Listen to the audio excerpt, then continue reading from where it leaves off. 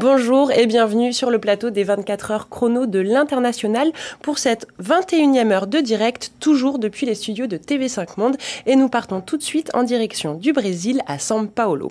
Alors avec une agglomération qui approche des 21 millions d'habitants, São Paulo est la plus grande ville du Brésil et la deuxième plus grande ville d'Amérique latine. Capitale de l'État de São Paulo, c'est aussi la capitale économique du Brésil. Le pays, 7e économie mondiale, connaît en ce moment une période de crise économique amplifiée par de gros scandales politiques. Pour en parler, j'ai à mes côtés Charles-Henri Chenut. Bonjour Charles-Henri. Bonjour. Vous êtes avocat et conseiller du commerce extérieur de la France. Exactement. C'est juste, parfait. Joël Glucksmann, vous êtes président de Qualitaire. Alors qu'est-ce que Qualitaire ? Qualitaire est un commissionnaire en transport. Notre métier, c'est d'accompagner les exportateurs ou les importateurs, de prendre en charge leurs produits le plus près de là où ils sont produits pour les rendre disponibles le plus rapidement possible, aux meilleures conditions, là où ils vont être utilisés ou consommés. Et vous êtes au Brésil depuis ? Alors, on est au Brésil depuis un peu plus de 8 ans et nous y avons investi il y a 2 ans. En reprenant une société locale, en rentrant dans le capital d'une société locale qui, comme nous, était spécialisée sur le transport et sur la douane. On aura peut-être l'occasion d'en reparler. Tout à fait. On va approfondir ça tout à l'heure. Tout de suite, je laisse la parole à Damienne Loras, qui est consul général de France à São Paulo et qui doit être en direct via Skype. Monsieur le consul général, bonjour. Est-ce que vous nous entendez ? Je vous entends. Bonjour à tous. Et vous, est-ce que vous m'entendez ? On vous entend très bien, la connexion est très bonne. Est-ce que vous pouvez, en 2 minutes, me faire un point sur la présence française au Brésil et à São Paulo ? S'il vous plaît. Pour revenir sur ce que vous avez dit, São Paulo, c'est tous les superlatifs. C'est la plus grande ville d'Amérique du Sud. L'État de São Paulo, c'est le plus peuplé, 44 millions d'habitants, l'équivalent de la Pologne ou de l'Espagne. C'est également l'État le plus riche et le plus avancé du Brésil, avec un tiers du PIB du Brésil. L'État de São Paulo, c'est la 2e puissance économique d'Amérique du Sud, après le Brésil, avant l'Argentine, la Colombie et toutes les autres. Et donc, il était normal, quelque part, que la communauté française soit la plus nombreuse à São Paulo. 25 000 Français inscrits à São Paulo, au Brésil, 10 000 dans la seule ville de São Paulo. C'est là que se concentre à la fois notre présence humaine, comme je viens de le dire, mais également notre présence économique, puisque 450 et 850 entreprises françaises installés au Brésil ont leur siège et l'essentiel de leurs activités à São Paulo. Donc c'est véritablement non seulement le poumon économique et culturel du Brésil, mais c'est le point d'ancrage principal de notre communauté, de notre présence humaine et économique.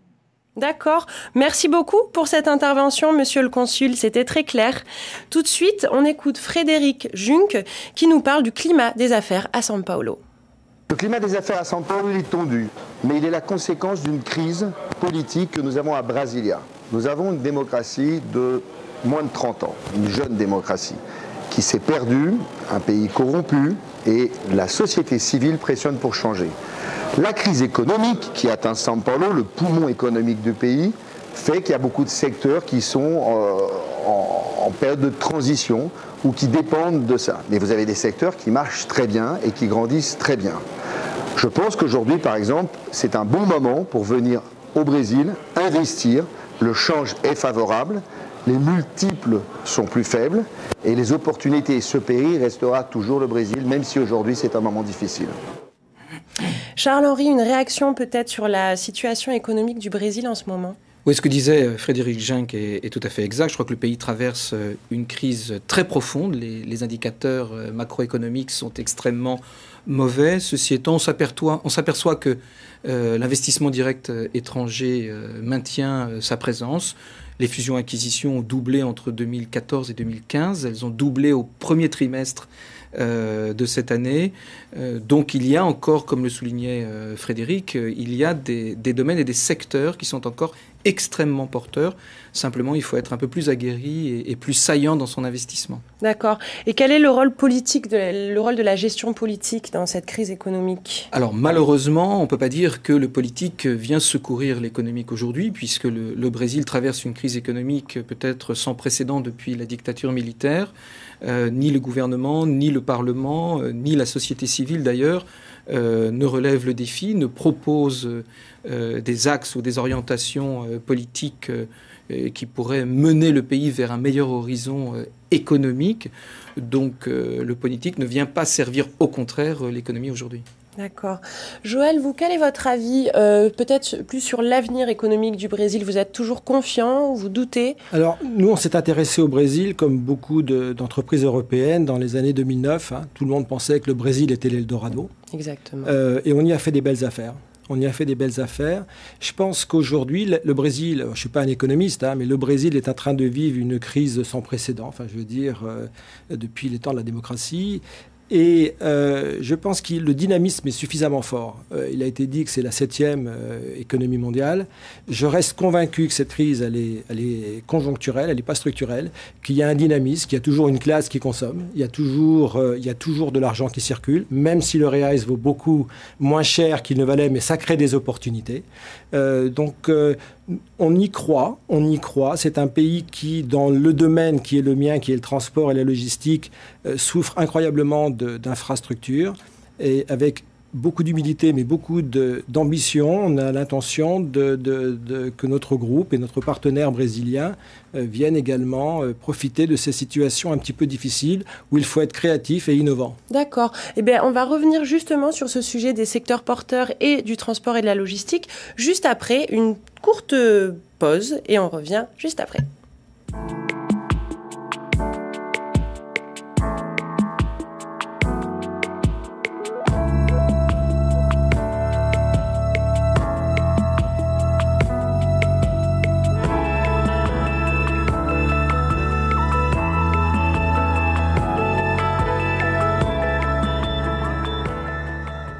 De retour sur le plateau des 24 heures chrono de l'International pour cette émission consacrée à São Paulo. N'hésitez pas à tweeter via le hashtag 24HChronoTV. On a parlé un petit peu de la situation économique, mais il reste de belles opportunités de marché. Quels sont les secteurs porteurs en ce moment au Brésil, Charles-Henri ? Alors, il y a une nouvelle économie qui est en train de se créer, qui n'est pas une économie parallèle, qui, elle, existe depuis longtemps. Toute l'économie qui draine beaucoup de naissances de start-up, d'ailleurs, en ce moment, des nouvelles technologies, le e-business, le e-banking, le e-learning.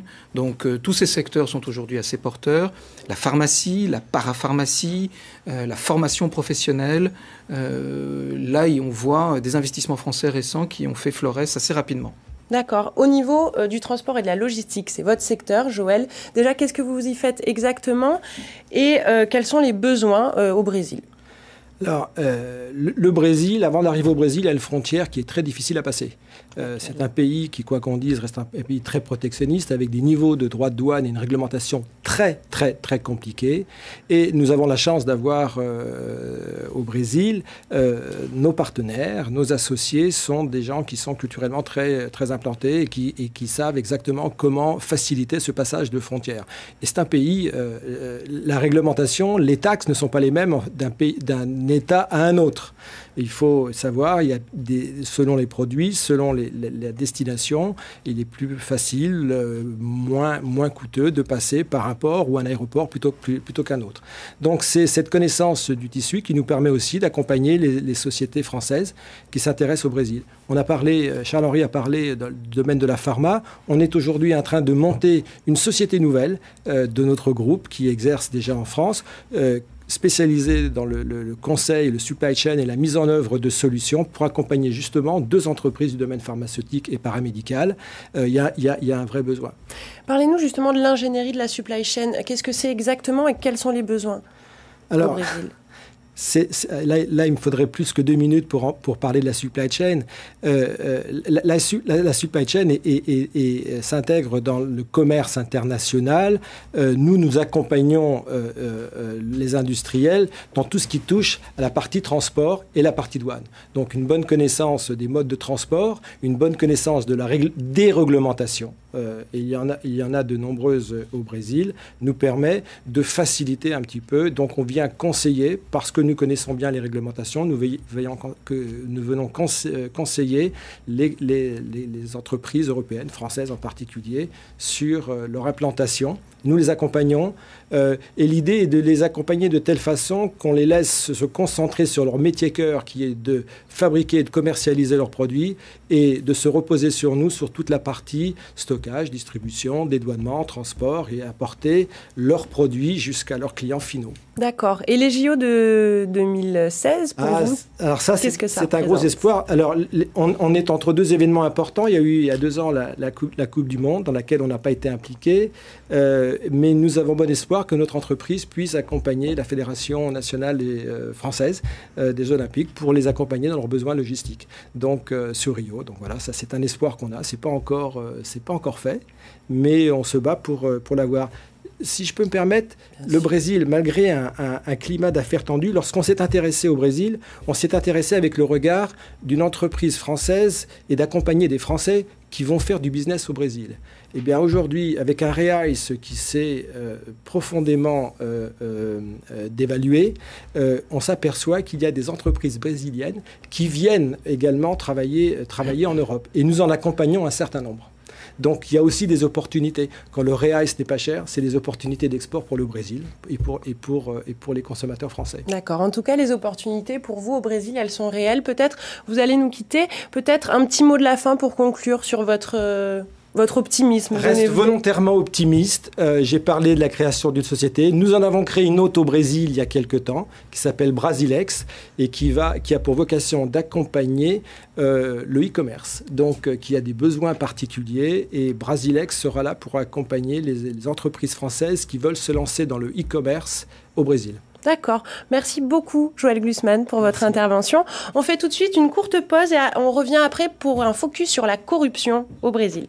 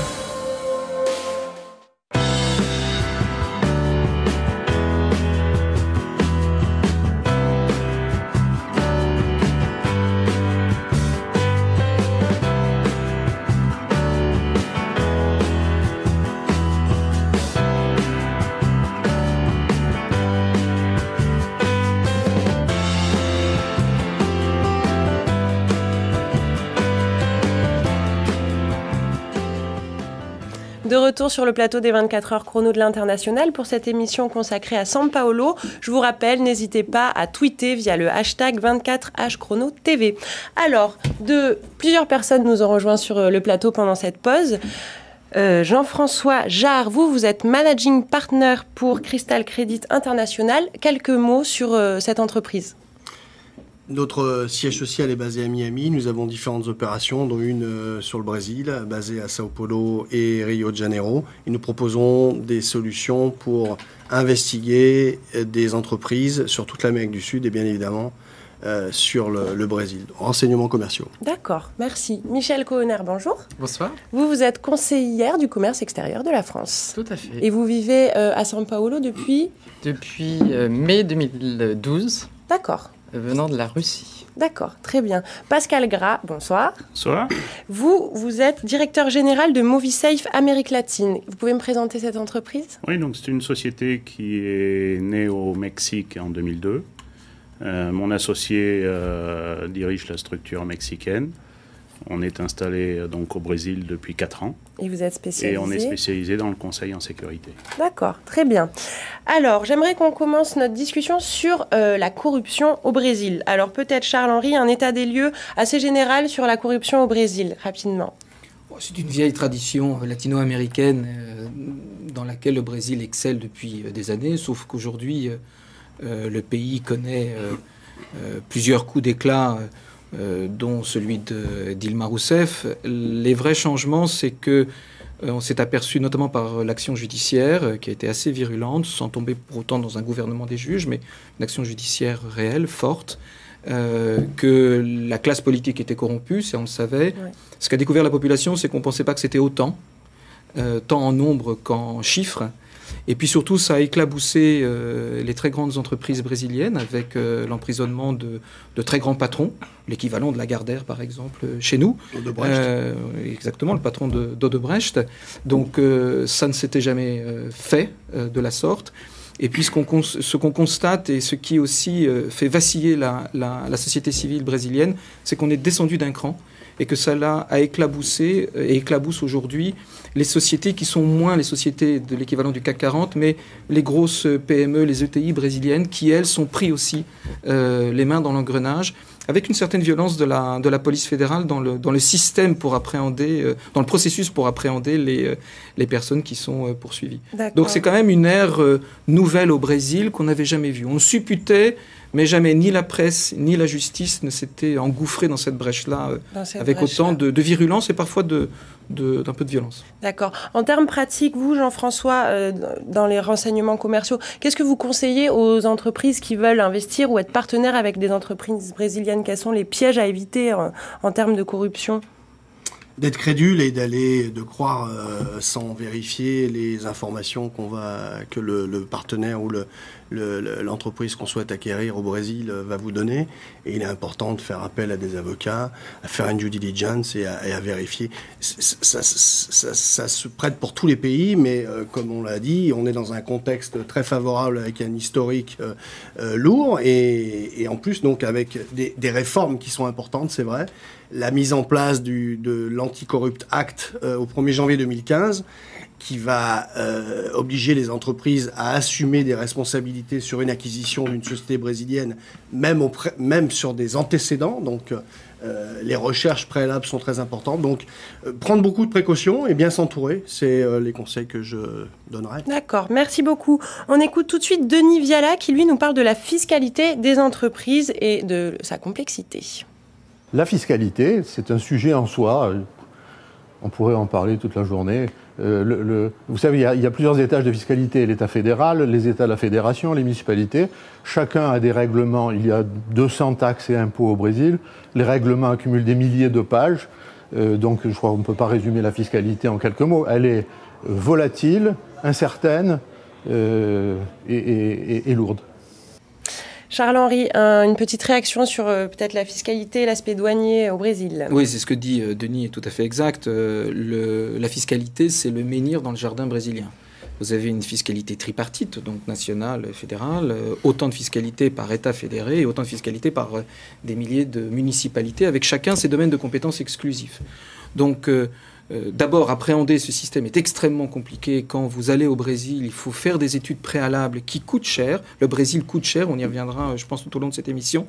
Mais d'un point de vue fiscal et douanier, il faut faire une étude préalable de l'impact fiscal et douanier. Et l'autre chose sur laquelle on insiste peu, c'est votre géolocalisation, puisque vous pouvez être attrapé par des sirènes qui chantent bien là où sont les paradis fiscaux, et puis vous apercevoir qu'en logistique, finalement, pour distribuer vos produits, vous perdez tout le gain fiscal que vous avez gagné dans ces paradis fiscaux, enfin ces zones franches, pas des paradis fiscaux, ces zones franches, vous le perdez en logistique pour distribuer vos produits.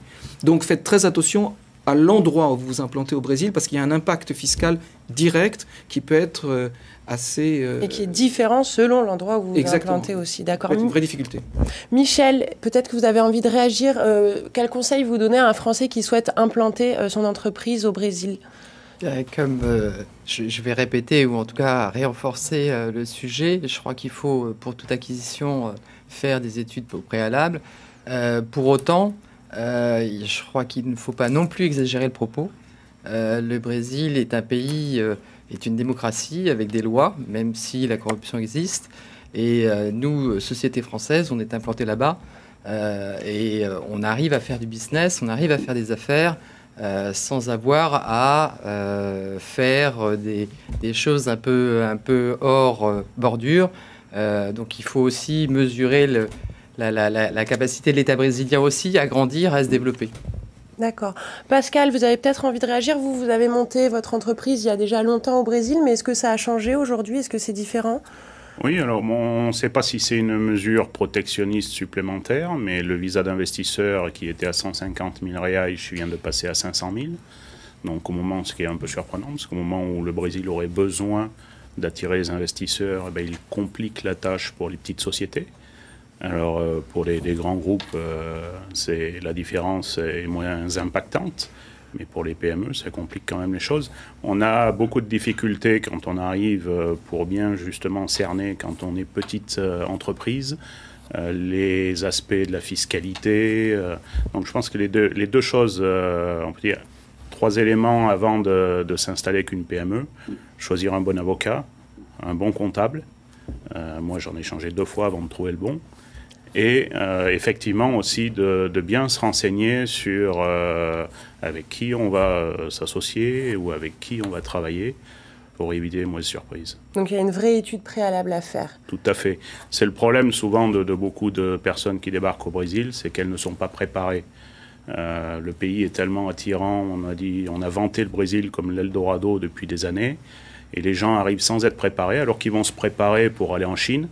Ils arrivent au Brésil avec la fleur au bout du fusil et le choc est non négligeable. D'accord. Et justement, sur la préparation, on va parler tout de suite des différences interculturelles dans le milieu professionnel et elles sont vraiment à prendre en compte parce qu'elles existent. Et à ce sujet, on revoit Frédéric Junk. Bon, le business avec les Paulistas, c'est la même chose que le business avec les Brésiliens. En un peu moins exagéré, parce qu'il est un peu plus européen. Mais il ne faut pas prendre un oui pour un oui. Demain, c'est pas aujourd'hui, mais c'est pas forcément demain immédiatement. Les deadlines ne sont pas les mêmes. Le moteur au Brésil, c'est l'émotion. Le gouvernail, c'est la raison. On ne demandera pas à un Brésilien, en argumentant, de s'investir plus ou de travailler un week-end si on en a besoin. Par contre, sur la base de l'émotion, on peut obtenir beaucoup de choses et unir ses équipes. Alors Jean-François, les différences culturelles au Brésil sont réelles parce qu'on pourrait croire qu'il y a une espèce de latinité commune. Et en fait, dans le travail, il faut vraiment faire attention, il faut bien se comprendre. C'est vrai qu'on peut être assez déçu parce que vous allez facilement avoir des gens qui vont vous taper dans la main, qui vont vous embrasser, qui très vite vont vous inviter à déjeuner. Vous allez croire que vous allez avoir une belle affaire qui va tomber et finalement ça n'arrive jamais. Et je pense qu'il y a un aspect contractuel aussi, établir un contrat avec une entreprise brésilienne lorsqu'on va investir du temps et de l'argent pour travailler avec elle, pour être son fournisseur comme son client. Et c'est important quand même de formaliser les choses parce que je pense que juste une poignée de main et aller au restaurant ensemble, souvent offre quelques déceptions. D'accord. Michel, une réaction peut-être? Pleinement d'accord. Je crois que la grande différence du Brésil, lorsqu'on arrive là-bas, on a l'impression que c'est un pays qui ressemble à la France. Et on est relativement très surprise au bout de quelques mois de voir les différences culturelles entre la culture brésilienne et la culture française. Et au niveau professionnel, travailler avec des Brésiliens, c'est une école de la patience. Il faut savoir donner de l'énergie, il faut savoir donner du sens. Si le Brésilien n'intègre pas votre projet et les personnes qui entourent ce projet, vous n'arrivez à rien. Par contre, c'est une culture où la notion de temps, la notion d'objectif, la notion de rigueur sont des notions pour le Brésilien qui sont on va dire, limitées ou en tout cas bien différentes de la nôtre. Donc à mettre également dans nos organisations professionnelles des systèmes de contrôle parce qu'on a souvent des surprises. D'accord. Frédéric parlait dans la vidéo aussi de l'aspect émotionnel. Le Brésilien marche beaucoup à l'émotion. Vous êtes d'accord, Pascal? Oui, tout à fait. Il est beaucoup plus ouvert quand on arrive à lui faire passer des émotions. C'est comme ça qu'on peut le faire accrocher sur un projet, plus que par une belle présentation ou quelque chose qui... Une rigueur professionnelle, d'accord. Charles-Henri, une réaction? Ah oui, moi ça fait 15 ans que je suis au Brésil et je ne travaille qu'avec des Brésiliens. Et plus les années passent, plus je me rends compte de la distance culturelle qui existe entre la culture française et la culture brésilienne, notamment dans les affaires. Parmi celles que j'ai eu la chance d'accompagner, les échecs ont été systématiquement dus à l'impréparation interculturelle, systématique. Ou l'impatience également. Oui, mais ça tient un peu au même, c'est... une rationalité française, une émotion, comme tu le disais, brésilienne. Dans les négociations, il faut très vite noircir du papier pour savoir où on va, circonscrire vos négociations dans le temps. Alors, c'est un peu provoquer les Brésiliens, mais il y a un moment où vous gagnerez du temps à ne pas en perdre, parce que nombre de négociations qui s'effilochent pendant 6, 12, 18 mois, où tout le monde était certain que finalement on allait faire de très belles affaires ensemble, et au moment de signer un contrat, ou même de commencer à noircir le papier, on est aux antipodes les uns des autres. Donc une très grande méfiance, et honnêtement pour moi, c'est quasiment la règle majeure de l'échec au Brésil, cette impréparation à l'interculturel. C'est un leurre parce que, comme vous le soulignez, on est a priori très proche, mais finalement très très loin dans la manière d'opérer dans les affaires. D'accord, donc il faut vraiment être attentif à ça. On va marquer une courte pause et on revient juste après pour un focus sur la vie quotidienne.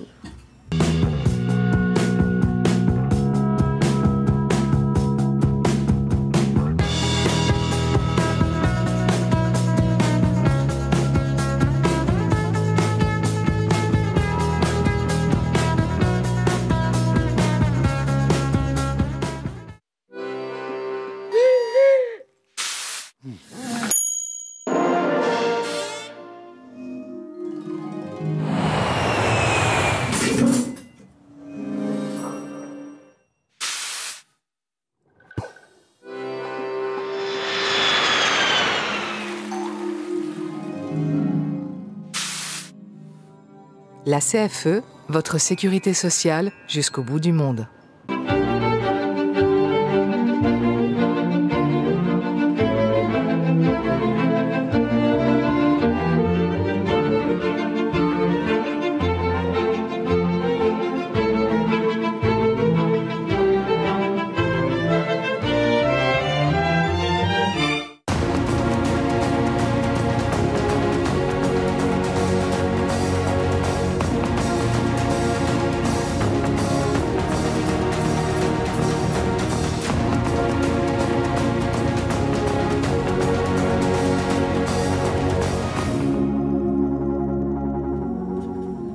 De retour sur le plateau des 24 heures chrono de l'International, nous sommes toujours en direct depuis les studios de TV5 Monde pour cette émission consacrée à São Paulo. N'hésitez pas à tweeter via le hashtag 24HChronoTV. Alors, on va aborder le sujet de la vie quotidienne. Et impossible, quand on pense à la vie quotidienne au Brésil, il y a tout de suite le mot sécurité qui vient à l'esprit. Et on écoute tout de suite Marianne Gabert sur ce sujet. Bonjour Paris, je vais vous parler de la sécurité à São Paulo, ou plutôt de l'insécurité à São Paulo, qui est un vrai problème, le vrai point nord de cette ville. Il ne faut pas oublier qu'on se fait très souvent braquer ici. Moi-même, je me suis fait braquer, beaucoup de mes amis aussi, certains avec beaucoup de violence. Ce qu'il faut faire, c'est habiter dans un appartement. Déjà, ça diminue beaucoup de risques. Ou dans une maison, à l'intérieur d'une résidence fermée et sécurisée 24 heures sur 24. Et aussi, beaucoup d'expatriés commencent à rouler en voiture blindée. Ça aussi, c'est bien pour diminuer les risques, parce que beaucoup de braquages se font quand on est en voiture. Et voilà, c'est l'un des gros inconvénients de cette ville. Il n'y en a pas beaucoup, mais il y a celui-là. Alors Pascal, déjà, est-ce si dramatique que Marianne nous le disait, le niveau de l'insécurité à São Paulo ? Non, mais je pense qu'elle a dû être marquée si elle a été victime d'une agression, ça laisse des traces. Le niveau d'insécurité à São Paulo n'est pas aussi dramatique que ça. C'est vrai que le Brésil est un pays hyper violent. On a de la violence, on a entre 45 000 et 50 000 morts violentes par an. C'est plus que dans certains pays en guerre. Donc, cependant, on a des types de comportements différents. Par exemple, on n'a pas les problèmes qu'on peut retrouver en Europe actuellement. On n'a pas de problèmes de violence liés aux religions. On n'a pas des problèmes d'insultes ou d'agressions quotidiennes parce qu'on a refusé une cigarette ou parce que votre visage ne revient pas aux délinquants. On est plus dans un pays où la fracture sociale est énorme. São Paulo, c'est 19 millions d'habitants, c'est des très très riches, des très très pauvres, qui parfois se côtoient. On voit à Morumbi, qui est un quartier chic, qui est juste à côté de Paraisópolis, qui est la plus grande favela du Brésil. Oui. Donc, et on a des gens, le jeune qui va naître et grandir dans une communauté, c'est comme ça qu'on appelle les favelas, a peu de chances d'en sortir, parce que le système éducatif public est déficient. Donc c'est toute une jeunesse qui est gâchée et il est plus facile pour eux de suivre l'exemple du petit dealer plutôt que de faire des études. Donc c'est vrai que compte tenu de la taille de la ville et de la quantité de population, ça pourrait être beaucoup plus violent que ça. On est en toute tranquillité quand on boit un verre en terrasse à São Paulo, ce qui n'est plus le cas à Paris. Voilà, ce qu'on peut avoir à São Paulo, effectivement, il y a des gens qui ont besoin d'argent, qui sont drogués parfois aussi, c'est pour ça qu'il faut se méfier, qu'il faut bien réagir. Et donc on peut perdre son portefeuille, son téléphone, sa montre. C'est pour ça qu'on recommande toujours d'adopter un profil bas, très discret. Mais voilà, après, tout le monde ne peut pas rouler en voiture blindée, ça représente des budgets énormes. Est-ce que c'est votre quotidien, vous? Donc merci pour ces raisons de l'insécurité, mais est-ce que vous roulez en voiture blindée? Comment, Charles-Henri? Non, moi je roule pas en voiture blindée, je prends le métro pour aller travailler à São Paulo, c'est un peu long, le réseau est pas aussi développé qu'à Paris. Je crois qu'il y a souvent beaucoup d'exagération, il y a des endroits où on ne va pas, donc il ne faut pas y aller. Il y a des comportements à adopter comme dans n'importe quel pays et surtout en Amérique latine. Il n'y a rien de plus au Brésil par rapport à d'autres pays d'Amérique latine qui sont parfois beaucoup plus dangereux. Et puis pas d'ostentation. Donc pas de bijoux, pas de Rolex, pas d'ostentation et apprendre quand même à avoir un comportement face à une agression que nous n'avons pas culturellement, de savoir comment se comporter. Donc on a souvent de l'argent dans deux endroits différents. On donne, c'est l'argent du voleur, on dit ça, c'est l'argent du voleur au Brésil. Voilà. Outre cela, moi je vais travailler, je suis déguisé en avocat comme ça, pour aller en costume cravate dans le métro. J'ai jamais eu de problème particulier, donc à Rio, c'est un peu autre chose. Mais la violence est plus suburbaine à São Paulo, de par l'implantation des quartiers historiques de la ville. Michel, rapidement, vous êtes d'accord? Vous le vivez comme ça aussi? En phase, c'est vrai que ne pas montrer, la preuve, j'ai supprimé tout ce qui était or. Que de l'argent. Que de l'argent, parce que ça ne les intéresse pas. Quelques précautions à prendre, éviter d'aller chercher de l'argent au guichet automatique en fin de journée, lorsque la nuit est tombée. Maintenant, on vit très très bien à São Paulo. J'y suis depuis 4 ans et j'ai jamais eu le sentiment de peur. Je crois qu'il faut aussi faire attention, mais il faut aussi vivre. Ok, on va s'intéresser tout de suite à un sujet important aussi quand on parle du quotidien, c'est le coût de la vie sur place. Et on écoute tout de suite Loïc Braille. Si vous vous déplacez de Paris à São Paulo, vous aurez une baisse du coût de la vie sur place de 11%. Mais vous serez surpris par le coût du logement qui sera assez élevé. Comptez environ 1 350 € par mois pour un 2 pièces. Sachez aussi que la fiscalité est plus lourde qu'en France et les contributions sociales nettement inférieures. Au final, si vous êtes célibataire et que vous gagnez 50 000 € bruts à Paris, il vous faudra 47 800 € bruts à São Paulo pour maintenir le même niveau de vie. Jean-François, est-ce que vous êtes d'accord avec ce qui vient d'être dit ? La vie à Sao Paulo est excessive. Quand vous savez qu'un serveur dans un restaurant ou dans un café gagne à peu près 700 ou 800 reais, ce qui fait 300 €, 200 €, et que vous avez des appartements à ce prix-là, vous imaginez que la plupart des gens doivent cohabiter. La vie était très chère. Elle l'est un petit peu moins pour les hommes d'affaires comme moi qui avons des dollars, par exemple, avec une monnaie qui a fortement dévalué, qui m'a permis aujourd'hui d'apprécier une vie un peu moins chère à Sao Paulo. Mais ça reste quand même... Sao Paulo reste une sorte de New York d'Amérique latine, avec les coûts qui sont relatifs à... D'accord, donc ça reste cher. Bon, Oui. on a parlé de l'insécurité, une ville chère, j'aimerais qu'on donne un côté un peu plus positif.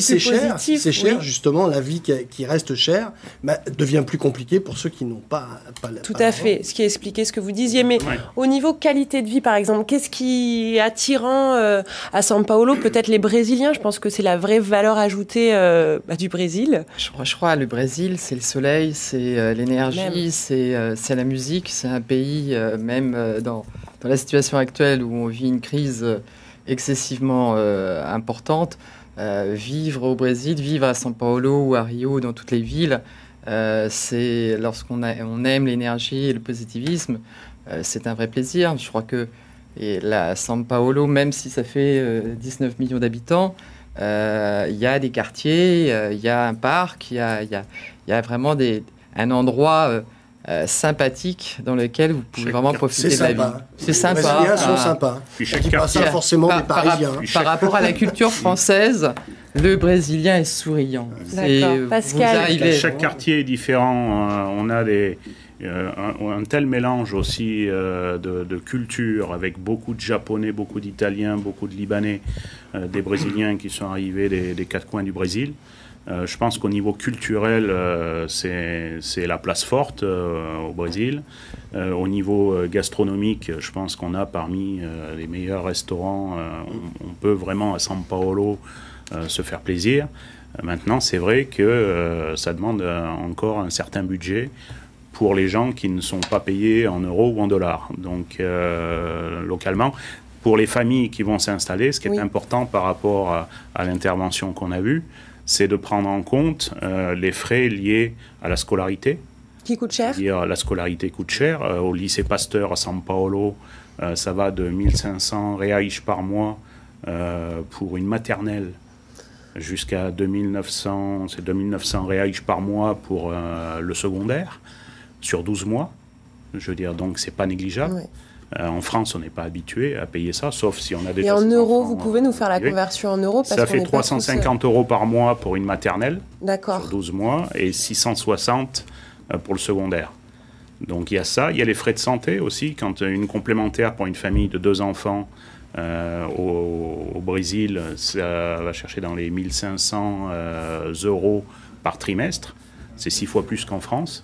Donc il y a des frais qui sont pas forcément, auxquels on pense pas forcément dès le départ, et se dire ça va coûter 11% moins cher qu'à Paris, avec tous ces frais qu'on va rajouter à côté, c'est une ville. Les niveaux de prix des États-Unis à peu près. Ouais. Et on sait que les États-Unis c'est cher, c'est à peu près les mêmes niveaux de prix que les États-Unis.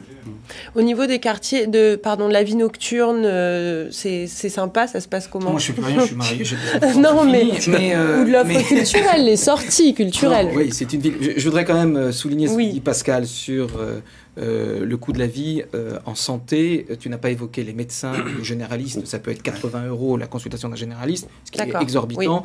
Oui. Moi, j'ai vérifié avant de venir, les lycées Pasteur, c'était 2300 reais en maternelle, ce qui est exorbitant. Donc, santé, prévoyance, logement et école, vous tirez un budget qu'un couple à Paris ne pourrait pas assumer.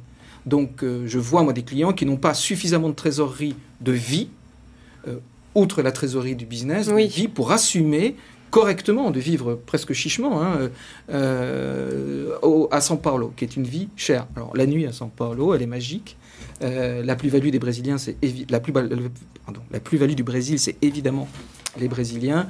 Et il y a une vie nocturne extrêmement trépidante au son de la musique brésilienne, où là, je crois qu'ils sont très en avance même sur les États-Unis pour vous permettre de passer les heures les plus fabuleuses de votre vie. D'accord. Donc un gros besoin de trésorerie aussi pour préparer son voyage. Pour préparer son départ aussi, on écoute tout de suite Camille Guillonnet qui fait un point sur les différents visas nécessaires pour vivre et pour travailler au Brésil. Afin de renforcer l'attractivité du Brésil, notamment en vue des Jeux Olympiques d'été 2016, les règles en matière d'immigration brésilienne ont conduit de nombreux assouplissements ces dernières années. Le Brésil a notamment mis en place la dématérialisation des procédures de demande d'autorisation de travail afin de faciliter les demandes. Les ressortissants français et plus largement les ressortissants de l'Union européenne désirant se rendre au Brésil avec leur passeport français ou européen pour des séjours d'affaires ou touristiques sans y percevoir de rémunération de source brésilienne et sans intention de s'établir durablement sur le territoire brésilien sont exemptés de visa court séjour pour une durée maximum de séjour de 90 jours sur une période de 180 jours. Alors cette émission touche à sa fin. J'aimerais que vous ayez chacun un petit mot de conclusion. Charles-Henri, on commence par vous. Le Brésil, ça se mérite. C'est compliqué. S'y implanter prend du temps, de la sueur et des larmes, mais après un immense plaisir. Donc ça vaut vraiment la peine. D'accord. Je rajoute que finalement la persévérance finit par payer. C'est aussi mon point de vue. D'accord, merci. Michel. Oui, il faut apprendre à connaître ce pays. Et c'est un très très très beau pays, avec une énergie extraordinaire. D'accord, vous êtes unanime jusque-là. Pascal ? Oui, tout à fait, le ticket d'entrée est très élevé. Il faut être très patient, il faut tenir bon pour une PME, surtout les 2 premières années, parce qu'il y a beaucoup de sociétés qui ne passent pas ce cap-là. Une fois qu'on a passé ce cap-là, après les Brésiliens sont plus en confiance et le potentiel est intéressant. Merci beaucoup à chacun pour votre intervention. On va se quitter et on se retrouve juste après pour une émission consacrée à la ville de Prague.